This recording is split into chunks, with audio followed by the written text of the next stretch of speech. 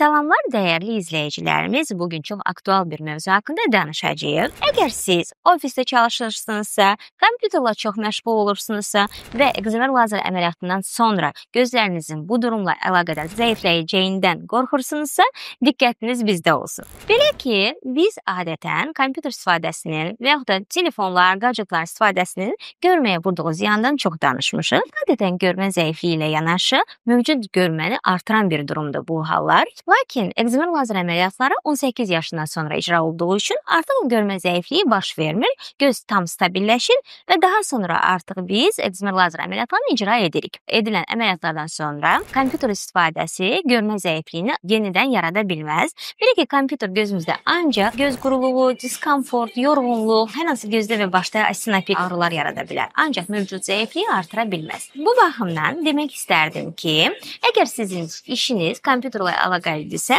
ekzimer lazer əməliyyatlarından qorxmayın. Belə ki, əməliyyatın hətta səhərsi günü işinizə davam edə bilirsiniz və kompüter istifadəsi sizin gələcəkdə görmə zəifliyinizin yenidən yaranmasına səbəb ola bilməz. Bu və digər mövzularla videolarımız mütləq davam edəcəkdir.